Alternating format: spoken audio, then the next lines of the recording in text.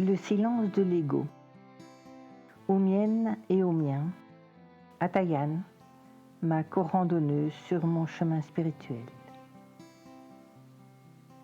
Le complexe de l'imposteur. Ici, je t'emmenais sur les traces de mon développement personnel. Une évolution de l'angoisse à la zénitude, ou du moins à ce qui y ressemble le plus, en passant par la pleine conscience. De la peur à l'amour, car ce sont les deux seules voies dans la vie. Mais j'y viens. Oui, je me permets de te tutoyer, car ce texte a pour vocation d'être récité. Or, lorsque je pense livre audio, j'imagine les écouteurs fichés dans les oreilles. J'aurai donc l'impression d'être au plus près de toi, à te susurrer au tympan la narration de mon cheminement vers le silence de l'enclos. Non pas au sens propre, comme celui qui régnait et règne toujours dans les béguinages, souvent inscrit dans les statuts mêmes de ces lieux paisibles de recueillement, de travail manuel et de prière, que j'ai décrit dans mon roman historique Le silence de l'enclos. Non, au sens figuré.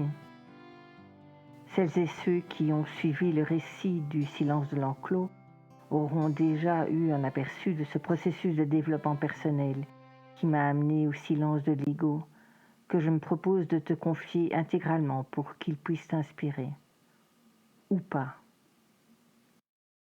Je te tutoie car le tutoiement rend égal.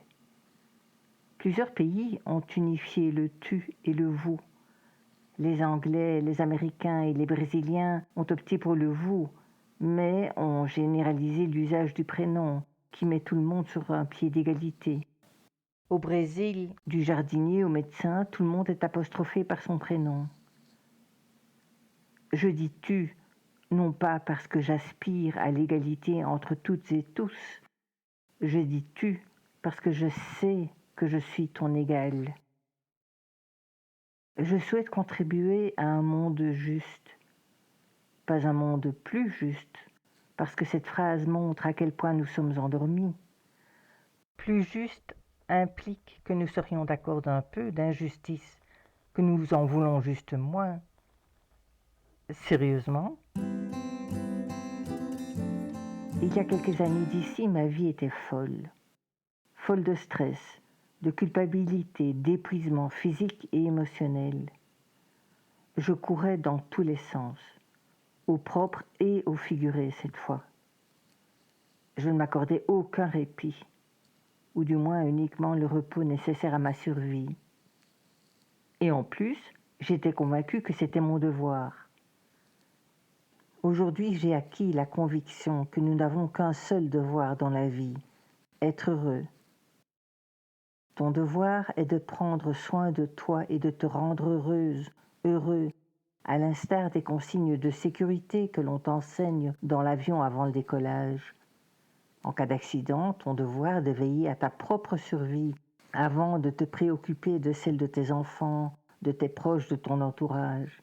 Car si tu perds tes forces, si tu t'évanouis, tu ne pourras sauver personne.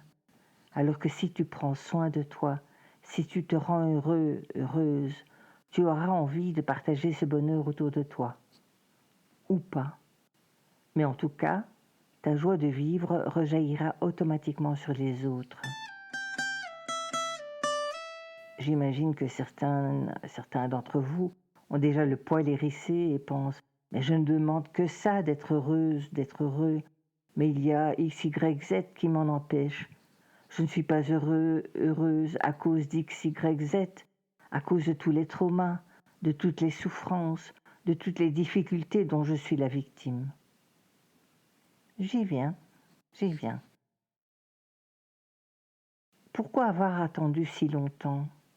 J'avais pourtant reçu des encouragements clairs. Mais si j'ai mis tant de temps à écrire ce livre, c'est parce que j'éprouve le complexe de l'imposteur. Pourquoi moi ? Je n'ai pas l'étoffe d'une moniale tibétaine, encore moins d'un Bouddha, même si mon enveloppe corporelle a plutôt tendance à s'en rapprocher. Merci la ménopause. Il y a 12 ans, à l'occasion d'un stage de shiatsu, le maître nous invite à tracer sur une feuille de papier le pourtour de nos deux mains, d'examiner ensuite minutieusement nos empreintes et d'indiquer pour chaque doigt si l'empreinte dessine un cercle complet, représentant le ciel, ou ouvert, indiquant la terre. J'ai oublié depuis lors quel dessin figure l'homme, mais je pense qu'il doit s'agir d'un motif entre les deux, entre le ciel et la terre. Je m'applique, découvre à ma main gauche 2 ciels, l'auriculaire et l'annulaire, 2 terres, le majeur et l'index, et un homme, le pouce. À la droite, 2 terres, le pouce et le majeur, 2 hommes, l'index et l'auriculaire, et un ciel à l'annulaire. Après avoir collecté toutes les feuilles, nous partons déjeuner. Au retour, le maître lit et commente à l'assemblée les hexagrammes des 5 bienheureux, bienheureuses, possédant le ciel au bout des doigts. J'apprends ainsi que j'ai l'hexagramme numéro 19, lac terre à la main droite, l'hexagramme numéro 7, eau terre et tonnerre terre à la main gauche. L'hexagramme se lit de bas en haut, nous enseigne le maître. Numéro 7, eau terre, la terre absorbe l'eau. Dans le noyau, le tonnerre contient le bois. L'eau engendre le bois qui retourne à la terre. Je gratte, je ne suis pas sûre de tout comprendre, mais je prends note dans l'idée que je comprendrai mieux en me relisant. C'est une main de leader, d'un guide. Le mot-clé est un général. Fragile, précaire, mais masculin moteur. Grandissement, combattant. Déséquilibre foie-rate-pancréas. Ok. Le numéro 9 vient de 24. Attention aux poumons et au cerveau, continue le maître. Le noyau 24 a le même noyau que le 7. Cycle de grandissement, beaucoup d'énergie positive, un guide en préparation, qui est un cycle yang. Le 9 est capable de montrer sa présence, son travail utile, de gérer la situation quand survient un problème. Tandis que la petite centaine de participants pensent noter les enseignements du maître concernant les 2 hexagrammes pris au hasard, je sais, moi, que ce sont mes empreintes qu'il est en train de déchiffrer. J'écoute le maître dire que je suis un guide, un leader, mais plus il parle, plus je rentre la tête dans les épaules, contente d'être tout au fond de la salle et que personne ne sache que c'est de moi qu'il parle. Un leader du genre général des armées. Qui ça? Moi? Attends, mais il m'a bien regardé. Il y a une erreur de distribution, là, dans les rôles. Moi, je transpire la peur par tous les pores. Je trouille de tout et en permanence. J'ai peur de mon ombre. Je stresse, j'angoisse, je culpabilise. Je patauge dans une joyeuse mouise, moi. Non, c'est vrai que je n'aurais jamais pensé à l'adjectif joyeux à l'époque. Je pataugeais allègrement dans la mouise. Mais c'est qu'il est coriace, hein, le moi profond. J'essaye de me replonger dans l'atmosphère de l'époque. Bref, j'avais le charisme d'un chou de Bruxelles. J'étais tellement pleine de peur, de chaînes, de sacs à dos trop lourds à porter, que passer pour une illuminée était encore ce que je souhaitais le moins. J'ignorais à ce moment que l'illumination viendrait 4 ans plus tard. Mais j'y viens. Une question me hante. Qui suis-je pour donner des leçons? Je n'ai pas du tout envie d'être perçue comme telle. L'idolâtrie m'irrite, me hérisse le poil. Nous avons si peu confiance en nous-mêmes que nous prenons pour argent comptant ce que disent d'autres. Mais nous sommes toutes et tous les mêmes. L'une ou l'un ne sait pas plus que l'autre. Pour soi-même, si. Plein de personnes sont plus avancées que nous sur leur chemin parce qu'elles ont accumulé les expériences, ont acquis des connaissances, mais elles n'ont jamais acquis que leur vérité. Comme nous sommes toutes et toutes pareilles, nous avons toutes et tous quelque chose à apprendre des autres. Mais cela ne nous dispense pas de creuser en nous, de tenter de trouver notre vérité, chacune et chacun pour soi. La vie est faite de nombreux paradoxes, c'en est un. J'ai peur de me voir reprocher de me prendre pour une prophète, voire pour Dieu, ce qui n'a pas de sens puisque je suis déesse. Et si je peux sereinement te sortir que je suis déesse, c'est parce que je sais que tu l'es aussi. C'est choquant à entendre, je sais, mais pas pour les mêmes raisons que celles auxquelles tu penses. C'est choquant de comprendre que tout est une question de langage. L'humanité n'utilise pas le même vocable. Je fais partie de la nature, je suis la nature, au même titre que les poux ou les mimosas. Je suis la mère-vie, une partie du moins. Nous ne sommes humaines et humains qu'aux yeux des autres. Je ne suis une personne que parce que d'autres m'ont reconnue, m'ont définie comme telle. Je ne suis une personne que parce que tu existes, parce que tu me vois comme telle. Reste à surmonter la peur. Comme le dit si bien Marianne Williamson, notre peur la plus profonde n'est pas de ne pas être à la hauteur. Notre peur la plus profonde est que nous soyons puissants au-delà de toute limite. C'est notre propre lumière et non notre obscurité qui nous effraie le plus.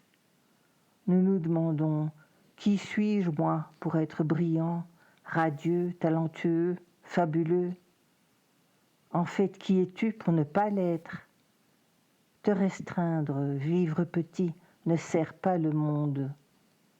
Il n'y a rien d'éclairé dans le fait de se rétrécir afin que les autres ne se sentent pas en insécurité en ta présence.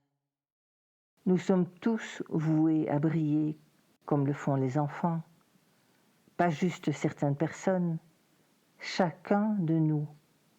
Et quand nous laissons briller notre propre lumière, nous donnons, sans en être conscients, la possibilité aux autres d'en faire de même. Quand nous sommes libérés de notre propre peur, notre présence libère automatiquement les autres. Pourquoi moi ? Je n'ai pas l'impression d'avoir le charisme, le culot nécessaire. Je me suis toujours sentie comme une extraterrestre sur cette planète. Et j'ai parfois envie que l'on vienne me rechercher. À l'école maternelle et primaire, j'étais une enfant solitaire. Mes meilleures amies étaient les trisomiques ou porteuses d'un handicap mental. Je me croyais stupide parce que je ne comprenais jamais la même chose que les autres. Toute ma vie, j'ai eu du mal à comprendre mes semblables. À l'adolescence, j'étais très mal dans ma peau, mais j'ai appris à chaque expérience un peu plus. Quand je repense à toutes ces années de vie à tourner en rond autour de mes traumas, de mes blessures, ma vie aurait pris tant de directions différentes. Un jour de ma jeunesse, j'ai rencontré chez une amie de ma mère un jeune réfugié arrivé récemment en Belgique. Au moment où celle-ci quitte la pièce un instant, le jeune homme s'approche de moi et me dit « Je cherche quelqu'une ». Oh waouh, j'ai pensé, j'ignorais que ce mot s'accordait en genre. En 26 ans d'existence, je ne l'avais encore jamais entendu. Bon, le cerveau, il attend une réponse. Je ne sais pas trop comment t'aider, je ne connais aucune association. Si ça tombe, il me draguait. Il m'aurait demandé si j'avais envie d'aller boire un verre, d'aller au cinéma, de faire un bout de chemin ensemble. Ah non, pas le bout de chemin, ça j'aurais probablement compris qu'il avait envie d'aller balader. Je ne meurs guère d'envie de passer pour une illuminée, mais comme le disait l'un des participants au Global Joy Summit 2022, parfois on se trouve en première ligne. Et plutôt que de céder à la peur de l'ego qui nous susurre « Non, j'ai peur, je n'ai absolument pas envie de jouer les héros », il faut agir et faire ce qui nous semble juste. Pourquoi moi ? Eh bien parce que je suis là. Je suis présente. C'est moi qui suis au micro. Alors envie ou pas de m'enfermer dans ma bulle, de rester dans mon douillet cocon de protection, j'assume. je prends ma responsabilité d'être humaine. Et je suis la légende du mouvement Colibri de Pierre Rabhi. Un incendie ravage la forêt. Le colibri se précipite vers le lac où il ne peut prendre que quelques gouttes d'eau dans son bec qu'il s'empresse d'aller verser sur les flammes et continue ainsi ses va-et-vient. Les autres animaux se moquent de lui, disant que c'est inutile. Lui répond « Je fais ma part ». L'espoir ne vient pas du ciel. Nous sommes humains, et donc faillibles. C'est par la pratique des prières, de la méditation, de la contemplation, etc., que la compassion, la résilience et la joie croissent. C'est exactement comme les muscles, il faut les entraîner. Minute après minute, heure après heure, jour après jour. Et puis s'inspirer d'autres, apprendre des autres. J'ai eu la chance de cheminer de longues années avec Diane, une déesse de la compassion. Mais j'y viens. Comme le dit l'alpiniste népalais Nims Purja, nous ne sommes rien face au pouvoir de l'univers, mais si tu peux inspirer une ou deux personnes, tu peux inspirer le monde. Un autre homme qui m'a inspiré est Jawad Khalib. J'avais été invitée à l'avant-première de son film Au temps où les Arabes dansaient. À la fin de la projection, la journaliste invite le réalisateur à la rejoindre. Il lui pose quelques questions, puis passe la parole à la salle. J'ai envie de remercier le réalisateur pour son courage. Oserais-je prendre la parole en public ? J'en suis malade à l'avance. Je laisse passer 4 à 5 questions. Silence. Monsieur Ralib dit « C'est le moment où le silence va devenir gênant ».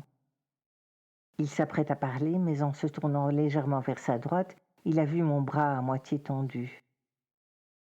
Le courage de cet homme m'a inspiré. Le courage de l'exemple. Je prends donc le mien, 2 mains.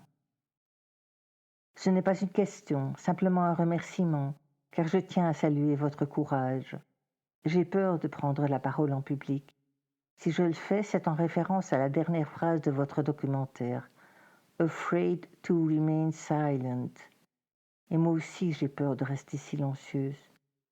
Merci donc pour ce film où l'on passe de la tristesse à la sensualité, du rire au rêve, puis à la réflexion.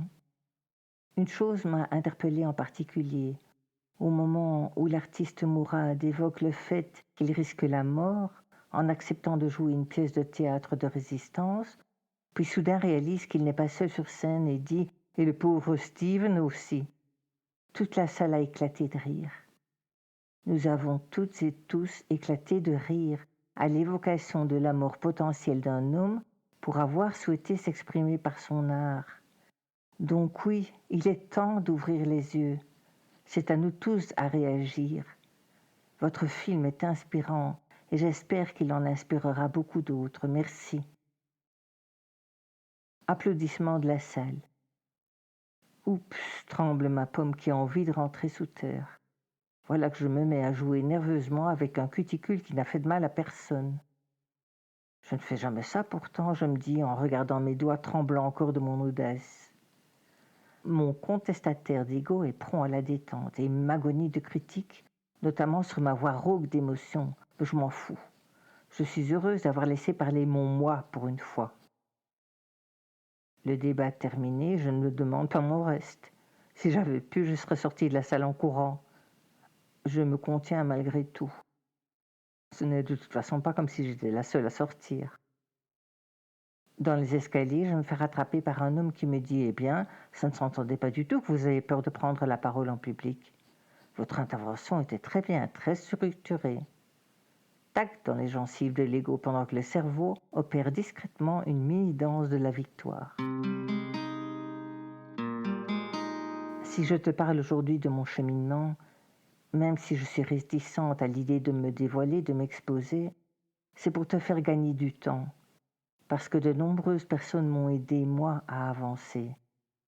Donc c'est mon tour de give it forward, de prendre le relais et de passer flambeau. pour que tu puisses bientôt goûter à la joie du silence de l'ego. Je sème dès lors une graine d'espérance dans ton cœur, dans ton esprit, car si la plus commune des mortels est parvenue au silence de l'ego, c'est que vraiment l'éveil de la conscience est universel.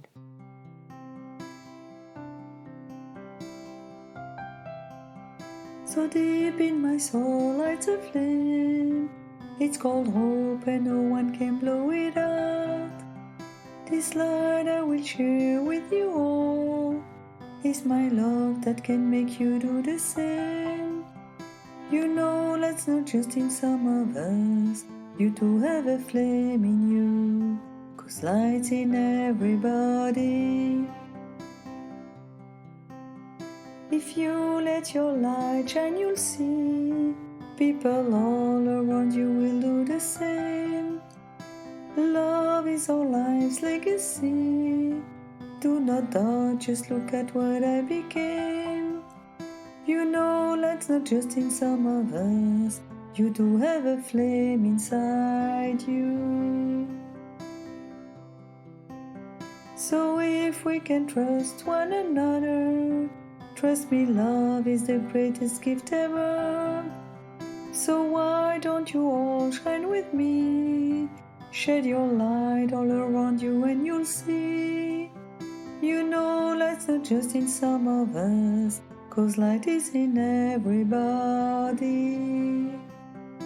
You too have a flame inside you, 'cause love is for everybody. So deep in my young soul lights a flame.